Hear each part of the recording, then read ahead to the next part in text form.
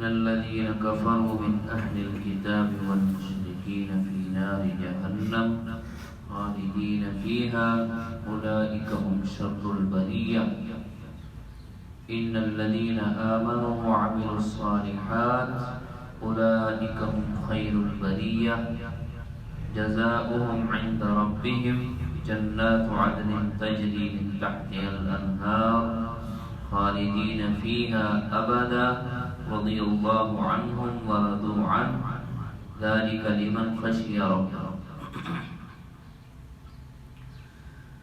30 پارہ اور سورہ بینہ کی آخری آیات ہیں.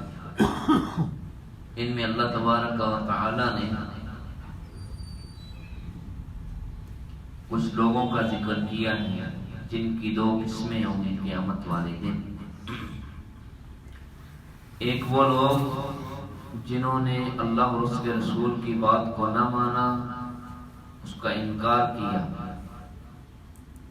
ان الذین کفروا من اہل الکتاب والمشرکین،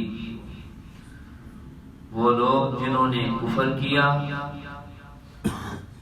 اہل کتاب میں سے ہوں یا مشرکین ہوں، فی نار جہنم، وہ جہنم کی آگ میں جائیں گے، خالدین فیہا، اس میں وہ ہمیشہ رہیں گے.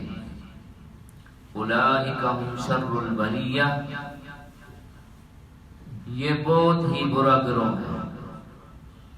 ان الذین آمنوا وعملوا الصالحات، وہ لوگ جو ایمان لائے اور نیک اعمال کیے، اولئک هم خیر البریہ، یہ بہت ہی اچھے لوگ ہیں، یہ بہت ہی اچھے لوگوں کا گروہ ہے.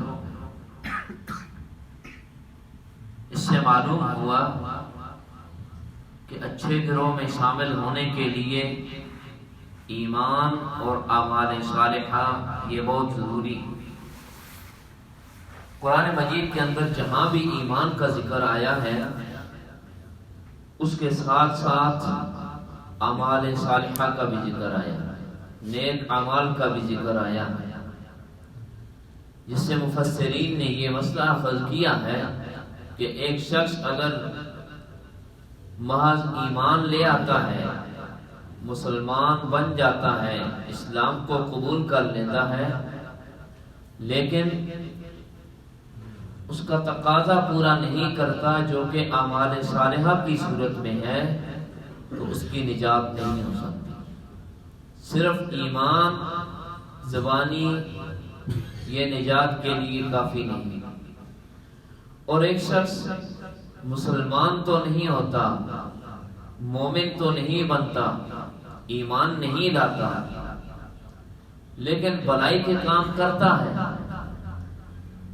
فلاح کے کام بڑے کرتا ہے، اس کے وہ فلاح والے کام بھی اسے فائدہ نہیں دیں. کیوں؟ وہ اللہ اور اس کے رسول کا حکم سمجھ کر مان کر نہیں کرتا، بلکہ وہ لوگوں کو راضی رکھنے کے لیے کرتا ہے. اسی لیے ان آیات میں 2 قسم کے گروہ کا ذکر کرتے ہوئے فرمایا کہ جو کافر ہیں، شرک کرنے والے ہیں،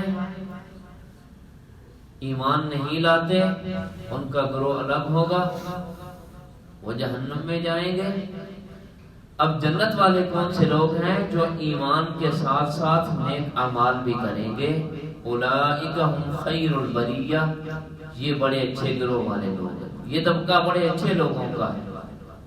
اب اللہ تعالیٰ نے ان کی جزا بیان کی، آگے بدلہ جو اچھے گروہ والے لوگ ہوں گے، جزاؤہم عند ربہم جنات عدن، ان کے ہاں پھر ان کے لیے اللہ کے ہاں بڑا بدلہ ہے، بڑا مقام ہے، وہ مقام جنت کی صورت میں ملے گا. رضی اللہ عنہم ورضوا عنہ، وہاں پر یہ اللہ سے راضی ہوں گے اور اللہ ان سے راضی ہو جائے گا.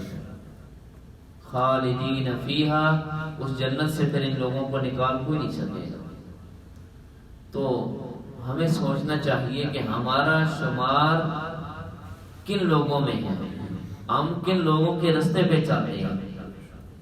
قرآن مجید کی جو سورہ بروج کی آیات میں نے پڑھی ہیں وہاں پر بھی اللہ تعالیٰ نے اسی قسم کے دو لوگوں کا ذکر کیا اور آخر میں فرمایا کہ ان بطش ربک لشدید انہ هو یبدئ ویعید وهو الغفور الودود ذو العرش المجید۔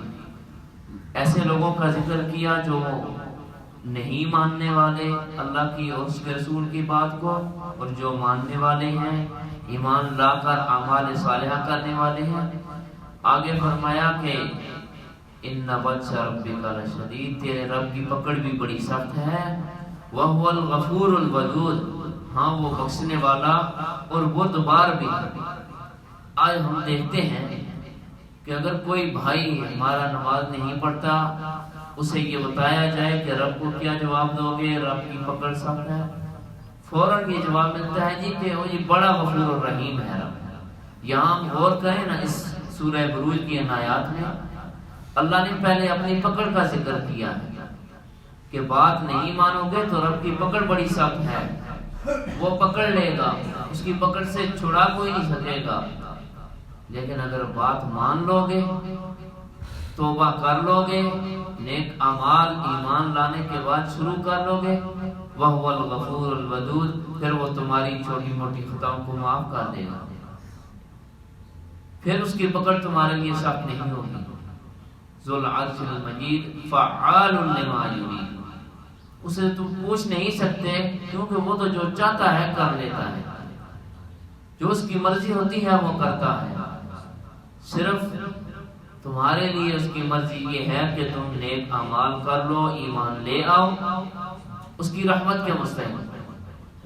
تو ہمیں غور کرنا چاہیے اپنی زندگی میں کہ ہم ایمان لانے کے بعد کتنے نیک اعمال کر رہے ہیں، اس شرط کو ہم کتنا پورا کر رہے ہیں۔ اللہ تعالیٰ توفیق عطا فرمائے۔